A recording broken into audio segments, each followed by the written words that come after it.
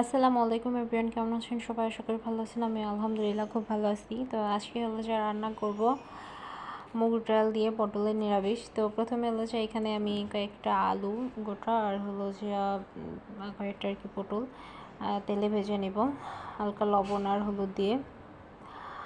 তো এটা আমি হলো যে বেশি আর কি ভাজবো না, হালকা একটু যাতে কালার হয় সেই অনুযায়ী সেরকম আর কি ভাজবো। তো আমার হলো যে আর কি পটলগুলো হলো যে মানে একসাথে যদি আমি লাড়ার উপরেই ছিলাম, কারণ বেশি হলো যে রেখা দিলে হলো যে পটলটা হলো যে আর কি বেশি মানে কালার হয়ে যাবে, এই জন্য আর কি বেশি করি না। তাই তো আমার পটল ভাজা হয়ে গেছে।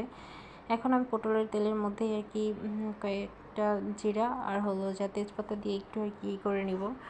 তারপর হলো যে এর মধ্যে একটু দিয়ে দেবো পেঁয়াজ বাটা, হালকা একটু রসুন বাটা আর হালকা একটু জিরা বাটা। তারপর হলো যে এটা আমি হলো যা কষাই নিব মশলাটা, যাতে হলো যা গন্ধটা না আসে। তো এইটা হলো যা কষানোর পরে তারপর হলো যা এর মধ্যে আমি আর কি দিয়ে দিব হলো যা হলুদ আর মরিচের গুঁড়া। তো এখানে হলো যে আমি আবার হালকা একটু পানি দিয়ে নিয়েছি, কারণ মশলাটা আর নয় হলো যা পুড়ে যাবে। আর হলো যে পরিমাণ মতো লবণ দিয়ে এখন হলো যে আমি এখানে মশলাটা আর কি ভালোভাবে কষাই নিব, যতক্ষণ না পর্যন্ত হলো যে তেলটা আর কি উপরে না আসে। তো এখানে হলো যে আমার মশলাটাও আর কি অনেকটা প্রায় কষানো হয়ে গেছে, আমার তেলটা আর কি মশলার যে তেলটা ওইটা আর কি উপরে উঠে গেছে। তো এখন হলো যে এর মধ্যে দিয়ে দিব হলো যে আমি আগেই ডালটা হলো যে ধুয়ে আর কি ভিজিয়ে রাখছিলাম। তো ডালটা আর কি একটু ফুলছে। তো এখানে হলো যে আমি ডালটা একটু কষাই নিব, কারণ যেহেতু আমি ডালটা হলো যে টাইলা নিই, এই জন্য হলো যে এটার মধ্যে আর কি মশলার মধ্যে একটু আর কি করবো। তারপর হলো যে কষানোর পরে হলো যে একটু টালার পরে আমি ডাল আলু আর হলো যে পটল এগুলো দিয়ে তারপর হলো যে একটু আর কি কষিয়ে নেব।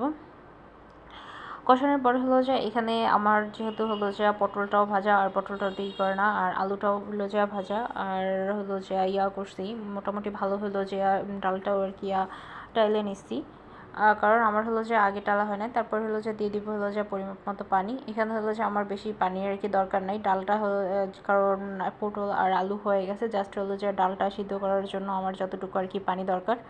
তো এখানে হলো যে পানি দিয়ে দিছি। তারপর হলো যে এখানে আর কোনো কাজ নেই, ঢাকনাটা উঠে আমি আবার হলো যে একটু লাড়াচাড়া দিয়ে নিছি। লাড়াচাড়ার পর হলো যে আমি আবার কি করে দিব। তো আমার তো ডাল ডালের আর কি হয়ে গেছে। এরপর যে হলো যে আমি আর কি ধনিয়া পাতা দিয়ে দিব। ধনিয়া পাতা দিয়ে দিলে হলো যে ডালকে আর কি ঘ্রাণ আর কি হবে। তো এখানে হালকা একটু পানি আছে, ওই পানিটা আর কি আমি হলো যে টানাবো না, কারণ যখন ঠান্ডা হয়ে যাবে তখন হলো যে ওই পানিটা অটোমেটিক আর কি হলো যে টেনে যাবে, কারণ ডালটা আর কি চুষে নিব। তো আপনারা হলো যে বাসায় এটা ট্রাই করে দেখতে পারেন যে কেমন হয়। আর ভিডিওটা যদি আপনাদের কাছে ভালো লেগে থাকে তাহলে লাইক কমেন্ট করে শেয়ার করে দিবেন। দেখা হবে অন্য কোনো ভিডিওতে। সেই পর্যন্ত আপনারা ভালো থাকবেন, সুস্থ থাকবেন। আল্লাহ হাফেজ।